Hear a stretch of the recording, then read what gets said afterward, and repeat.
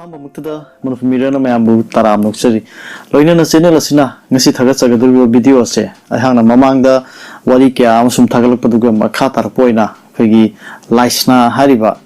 Adugumba, Figi Lighting be habitare. A Maxi Matanga video Senjigate of Jabani, Laisna Harib Sequi, Ido Pakambigi, Loina Vini, Aduga, Figi, Maki, Laisnagi Babuna, Poiriton Haje, Figi, Poiritonda, Laisnana. Chakaubugi matang yaw khopa magi adigi hawdokibuni haitare laisnagi wari sidagi khoi ngasi chakauba laiba adu makaya ama laisnaga mari leinaba khoi hajuji makha satharpa haitare khoigi charon surun satharpusida laisnana hawdu umma kaya ama yawri adigi matangda ngasi video asi mayamda share tawjabani loinana video si meng tabri channel khudimangna channel sinungsi biduna subscribe tawbiyu matung tarakpada hangna sigumba video kaya amasum share tawduna laksabani akhoi mitei goiba akhoi manipur si ariba wali kaya ama sum mayam sum share tawjabani hairiba share tawriba si inkhaliban haro singda yamna dum kana gadra haidana in khanjadana semjabu ngaktani video si meng taminasi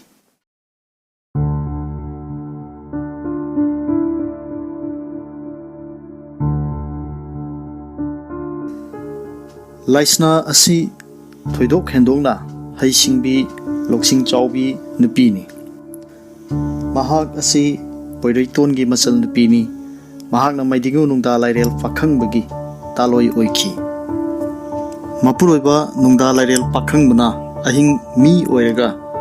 nungthildana lai oiraga lebak wayel chathababu mahak nattaba atopa namungbi nupiga panaduna lairebra haina chingnarakpadagi mapuroibagi mafamda mahaksu lai mi oige hairabada masabi nungda lairen pakhangbana nangdi mi gi mapokta pokpi hairong ningthau thangaren amadi piainu anigi mamomni lai oiba yadi haiki masanu ibema laisnana masabi nungda lairen pakhangbagi lebak wayel thodada angamba thoda putoktuna mateng panglami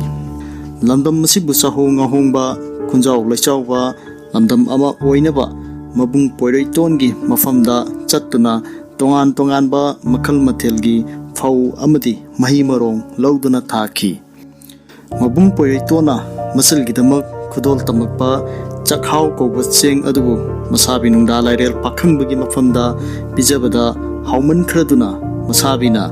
kanana kari lamdigi purokpa cheng no hangbada mabung poireitona masalgi damak khudol tamakpani haibada cheng adugi maming chahaw poireiton haina thonki aduta sunatana mabung poireitona pirakpa laphoibu omlaga masabi nungda lairel pakhangbagi mafamda bijabadasu khoithumna hauman khiduna laphoi adugi maming ompot haina thonki masabi nungda lairel pakhangbagi matamda loisang singda phamnaiba sing haptuna laingak pathapta anoba yawol porakhi laisna phamlol koba lairikta nungda lairel pakhangbagi matamda lairamba pamsinggi matangda asumna iri taibung pangi mapubu khurumba irekke laisna phamlon phamlup kobudi marugi haksang digi tholakpane mit yet ki muwa ningthau thoe nakong yettagi mongwahan bathoe oidigi naukal thoe naton yettagi sakhaba thoe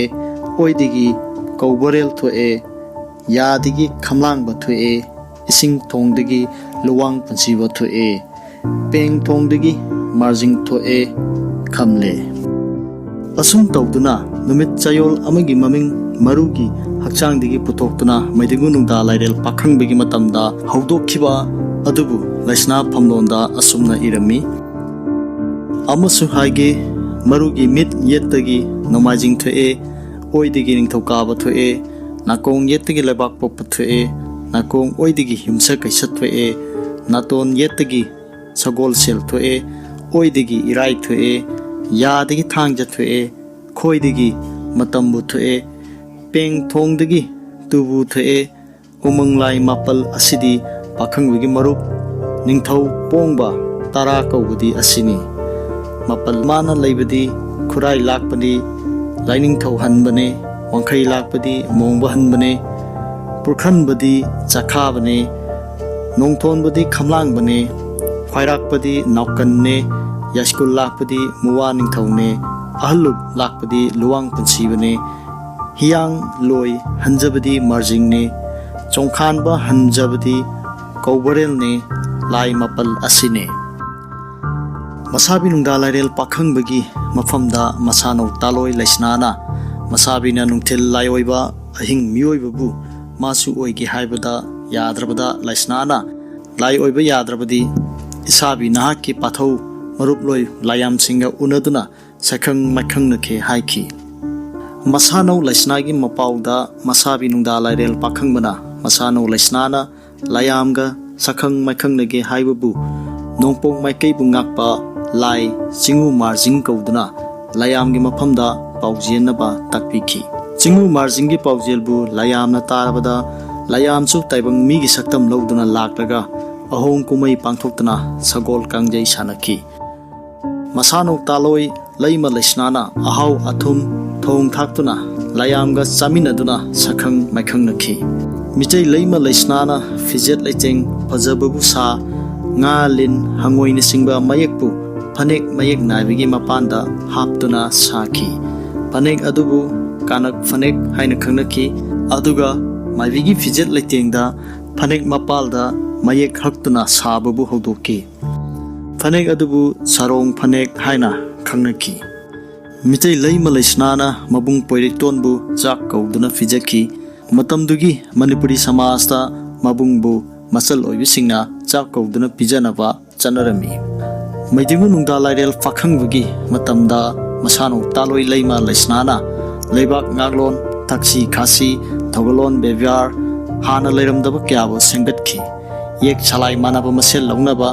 sayuk tinaba masel launaba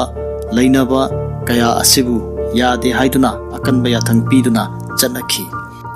mapa mama mabung mokwa mase masal manem maku masel mabai kaya asigi mafamda chatkadaba thogalon lichat sajat semdoktuna chanabusu hauki maidingu nungda lairel fakhangbegi taloi leima laisnabu ngasi phawbuda umang lai lairembi laireima haina khubam yaduna lanari kristagi hogolakpa chahi chada manipuri samajgi chakot thorang purakpada chauna thodang lokhibi nupi singi manungda mitai leima laisna thoidokna singthaba matik chai asumna mitai leima ima lairembi laisnagi wari asibu tabiba lamdamasigi silinau khudimakta manipur mirrorna thagat phungdoksari loinana video asi hawbadigi loiba phawba mieng tabiriba singna channel asi subscribe tobidaba leiragadi subscribe tobiramu haiduna mukan haijari loinana mayambu channel sina thagat phungdok chabag loinana khurumjari kanglaipa imana yaifare